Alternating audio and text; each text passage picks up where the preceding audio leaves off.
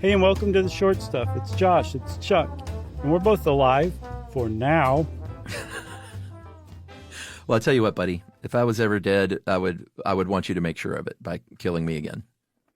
Yeah, but you'd be setting me up for a real legal quagmire that probably would not break in my favor, Chuck. So I don't know if I can guarantee that. I wish I could do a good impression of the late actor slash magician slash kind of comedian Ricky Jay, because anyone who's ever seen the, to my mind, great P.T. Anderson movie from 1999, Magnolia, It is great. will recall. And if you're interested, by the way, our friend of the show, Josh's boyfriend, Adam Pranica, was on my P.T. Anderson series on Movie Crush. So we covered Magnolia and all the P.T. Anderson movies before the show ended, that is. I've got one even better than you. What's that? Our another friend of the show, Paul F. Tompkins. Oh, yeah. P.F. Tompkins, not P.T. Anderson. He did a script reading for Magnolia at the table with all the actors, and apparently was not doing well enough for Tom Cruise not to say something like, "Can we keep getting this right?" or something. It's a hilarious story. I've never heard where that. Tom Cruise is essentially like being mean to P.F. Tompkins for not doing a good job script reading. Well, that I sort of liked Tom Cruise until then, because Paul F. Tompkins is a national treasure, and he was actually in the movie There Will Be Blood, because I don't know, maybe he did such a good job at that table reading. Yeah, that's another P.T. Anderson film, right? Yeah. Where he goes, I'm done with drinking milkshakes or something. That's it. I don't want any more milkshake, thank you, I think is the line. Why are we talking about Magnolia, Chuck? Because, once again, at the beginning of that movie, there's a series of vignettes. Ricky Jay narrates them. And the first, I think it's the first one, I don't recall, but it's a very kind of cool sequence where this story is told where a guy named Sidney Barringer attempted suicide, but it became a suicide. The long and short of it is he jumped out of a window. His parents lived in the apartment or in an apartment below him. And as he jumped and was falling to what he thought would be his death, his mom and dad got into an argument. His mom aims a shotgun at the dad. The gun goes off.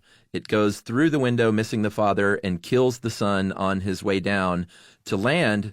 The guy didn't know this when he went to jump off the building, but there was a net down there that would have caught him and saved his life.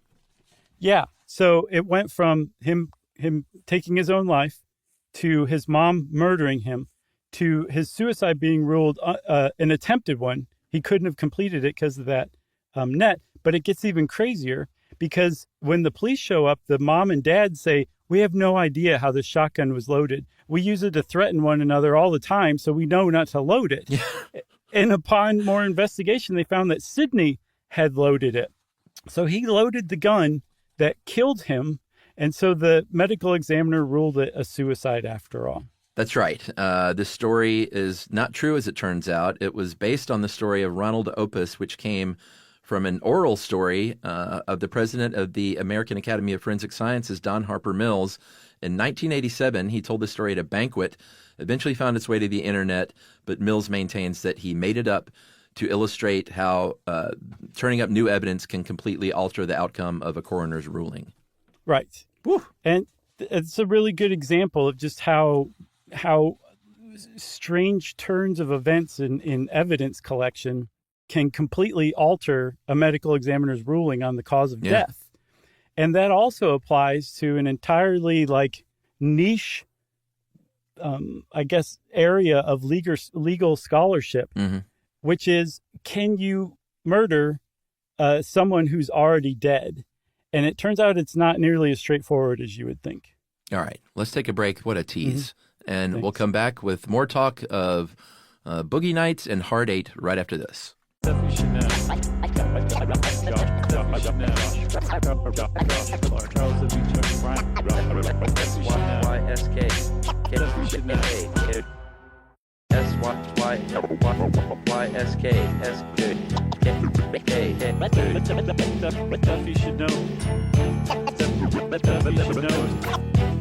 So, Chuck, we're talking about whether it's possible legally to murder a dead body. Obviously, physically, it's not.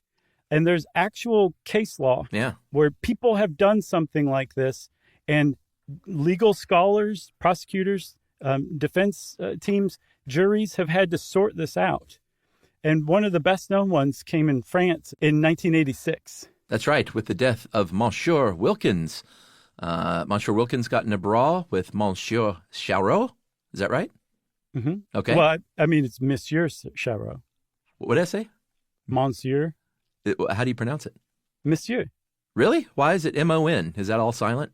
It's just the French doing their French thing. So Monsieur isn't a thing at all? No, it's Monsieur. I've heard of Monsieur. I just thought this was a more formal title or something. No, I didn't know that's it was it. spelled M-O-N. That's weird. That's the famous Monsieur. All right. So Monsieur Charot. All right, so Monsieur Charot was in this brawl with Monsieur Wilkins. Mm-hmm. Wilkins was knocked unconscious by an iron bar by Monsieur Charot. Very nice. And then Monsieur Charot used that same iron bar to strangle Monsieur Wilkins. The next day, another dude, Monsieur Perderot, Very nice. came along and was like, "Hey, this Wilkins guy's still alive, and so I'm gonna beat him to death with a glass bottle and strangle him just to make sure that he's dead." The medical examiner found that Charot had actually killed him, so he was dead. Mm-hmm. So then the question remains: what happens to Perderot when he commits this seeming act of murder on a dead body? Right. So there's an actual answer for this. And before we get to the answer, we have to talk about a couple of legal things and another case. Yeah. Okay? Uh-huh. So the people who are arguing against Perderot's guilt, so say his defense team, said he cannot be charged with murder or even attempted murder because murdering Monsieur Wilkins was a legal impossibility. It was impossible for him to complete this act, which means that he can't possibly be guilty of it.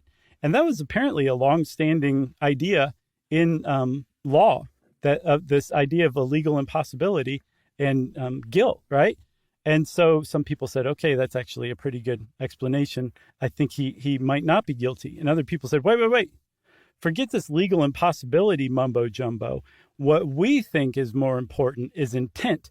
What did he intend to do? He thought that Wilkins was still alive when he tried to murder him. So his intent was to murder this man. Therefore, he's guilty of attempted murder. And everybody said, what to do, sacre bleu. That's right. I thought that was sacred blow.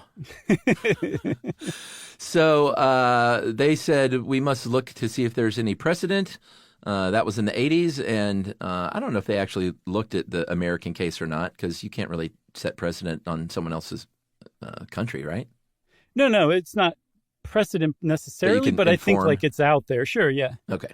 So New York City, 1975, 11 years before the French incident, as it's known by me only. There were some dudes drinking in an apartment, 3 guys drinking. The guy's apartment was Michael Geller, and another guy, Joe Bush, had been staying there, kind of freeloading, staying with the guy, and they were sitting there getting a little more drunk. Obviously, some hotheads kind of guys. Yeah. And Geller started saying, like, "Hey, dude, you've been crashing here. I need some rent. Why don't you start chipping in on rent?" This thing escalated such that Bush eventually shot him 3 times in the chest. And the guy falls to the floor. And then the third guy comes in, Melvin Dlugash, and stands over Geller and fires 5 more shots into his head. Both of these guys are charged, obviously, with murder. But once again, Dlugash, his defense was, hey, this guy was already dead, or at least you can't prove that he was alive when I shot him 5 times in the head. He was initially convicted of murder, but it was overturned, saying that you can't prove that he was dead, so you can't charge me with murder. Right. And I just want to say, this seems like a fairly shocking crime, but this took place while there was still lead in America's gasoline. Right. Yeah. So, yeah, like you said, Dlugash, I that's the best way you could say that horrible name. Yeah. He got off because, the prosecution couldn't prove that Geller was still alive. And New York Supreme Court said, no, not so fast. It doesn't matter whether Geller was still alive. You thought he might have still been alive, which is why you shot him 5 times in the head. And we're going to throw out this idea of legal impossibility and adopt basically a new framework, or at least we're going to take an existing framework and basically make it the framework, which is intent. Yeah. that is that. Like, what you intended to do determines your guilt or innocence, not the actual fact or possibility of whether you could have done what you were trying to do. Right. Specifically, the charge is attempted murder. What you can't do is charge somebody with murder. Right. Because you can't murder a corpse. It's just not scientifically, forget legally, it's not scientifically possible Right. to kill something that is already dead. But attempted murder, you certainly can. So the French High Court weighs in on the Père Durieux case with Monsieur. Man, what a dope. No, this is an instant classic because of that.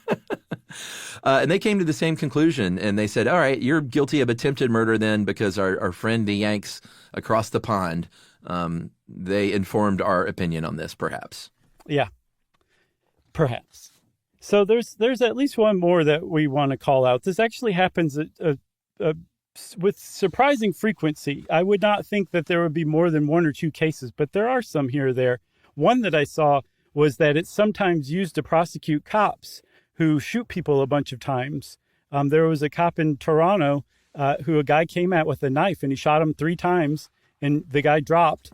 And then he went up and shot him a bunch more times when the guy was on the ground. And the jury said, nope, that was illegal murder. We can't convict you of murder because this is in the line of duty. And it was the bullets after, the shots after, that we can now convict you of attempted murder. Yeah. It also happened to our dear friends in Australia in the case of what looks like a mercy killing in 2014 near one of our favorite cities, Melbourne. 2 guys, Daniel Darrington and Rocky Spartacus Matscassi. What a name. Yeah. They got in a fight, were struggling over a gun. The gun went off. Well, I was about to say killed. It struck Matscassi in the head. His body's on the ground twitching around and stuff. And Darrington shoots him. He's like, hey, I don't want this guy. And the quote was, didn't want the bloke suffering. And killed him for sure, then went back, got more bullets, and then shot him again. And he was charged with murder. And the jury said, we can't find him guilty because the prosecution didn't kill that you intended to kill him when the gun went off to begin with. Right. But they did find him guilty of attempted murder because he demonstrated quite clearly that he thought Matscassi was still alive and shot him to kill him, however merciful the act was supposed to be. Right. And he got convicted of attempted murder for that one. Wow. Had he not tried to be merciful and put Matscassi out of his misery, and just the initial shot had killed him, he wouldn't have been convicted of anything at all. Yeah, it would have been, I guess, a struggle, maybe even self-defense. Who knows how they would have framed it? Yeah, for sure. So I guess that's the takeaway here. If somebody is potentially already dead, call an ambulance. Yeah, this kind of thing I feel like is in movies a lot. I feel like it often comes up as like to prove your loyalty to the organization. Like someone's in there, like, I killed most of them, you got to finish them off, so we're both liable or whatever. Oh, yeah. I see that a lot in movies, I feel like. Sure. Short stuff, I guess it's out. Stuff You Should Know is a production of iHeartRadio. For more podcasts from iHeartRadio, visit the iHeartRadio app, Apple Podcasts, or wherever you listen to your favorite shows.